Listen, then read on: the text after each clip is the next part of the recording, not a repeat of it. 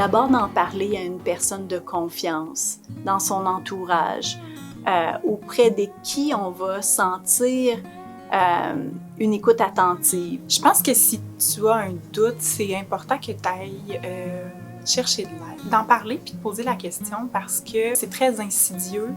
Donc des fois, on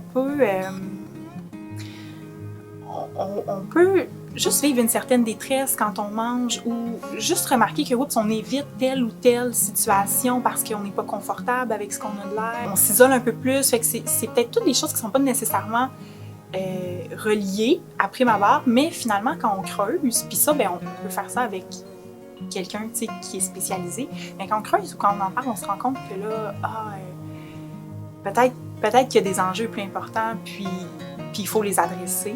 De ne pas rester tout seul avec ça. Pour moi, dans mon cas, là, ce qui a été l'élément déclencheur, admettons, à mon rétablissement, ça a été d'en parler, de ne pas le nier. À la seconde que j'en ai parlé, ça a comme ajouté une portion de réalité, puis ça a comme validé le fait que je souffrais de ça. Souvent, la honte, la culpabilité, l'estime de soi fragilisée, l'isolement vont être des conséquences du TCA. Il y a des gens aussi pour qui le trouble alimentaire va générer une certaine fierté, mais il y a des gens pour qui ça va être très, très honteux. Peut-être je les encourage à avoir confiance, qu'ils vont être reçus s'ils en parlent à des gens de confiance. De se tourner vers un professionnel, d'en parler, de ne pas être gêné parce qu'il n'y a personne qui va juger cette personne-là par rapport au TCA. Il y a comme une ambivalence dans le trouble des conduites alimentaires, c'est-à-dire que le trouble a vraiment une fonction, souvent de rassurer la personne. Ça lui donne un sentiment de contrôle, un sentiment de fierté. C'est donc utile d'une certaine façon. C'est une stratégie que la personne a trouvée pour essayer de retrouver un équilibre dans sa vie. Et c'est très, très, très angoissant l'idée de se perdre cet équilibre-là. Souvent, ce qu'on va voir, c'est qu'elles ont toute une ambivalence. Elles se rendent bien compte qu'elles ne sont pas bien. Elles veulent s'en sortir, mais c'est très insécurisant de quitter ce trouble-là qui leur sert, qui est utile pour cette personne-là. Puis ça a l'air drôle de le dire comme ça, mais le trouble a vraiment une fonction dans leur vie. L'étape numéro 1, d'en parler, c'est super important.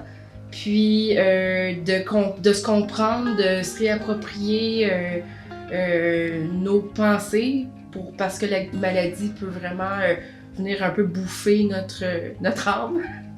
Mais nos pensées, parce que ça devient obsessionnel. Aussi, peut-être un point important à ajouter, c'est que souvent, le TCA est la pointe de l'iceberg et on va retrouver des enjeux psychologiques sous-jacents. D'où la pertinence et l'intérêt de consulter pour aborder justement ce qui ne va pas en deçà de la manifestation des symptômes. Donc ensuite, comme la restriction alimentaire, les comportements purgatifs et les épisodes d'hyperphagie boulimique peuvent entraîner des conséquences sur la santé physique de la personne, mais il est important de consulter son médecin de famille ou encore un professionnel qui est habilité dans le domaine des TCA. Ce que j'ai envie de dire à ces personnes-là, c'est d'en parler, d'aller chercher de l'aide, parce que c'est très difficile de se sortir d'un trouble des conduites alimentaires seul.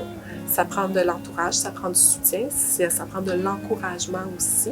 Et donc, c'est d'en parler, de ne pas hésiter à aller chercher de l'aide. Je vous dis, se sortir d'un trouble alimentaire, peut-être que il faut le voir comme un marathon, je pense. C'est pas un sprint, là. C'est pas quelque chose, une fois que c'est installé, ça va prendre un certain temps avant que ça se place, avant que la détresse associée à tout ce qui entoure l'alimentation ou l'exercice diminue. Donc, de faire preuve de patience. De cesser de se comparer, d'arrêter de se peser, de la jeter au bout de nos bras, la maudite balance, de ne pas se comparer avec les autres corps, on est unique.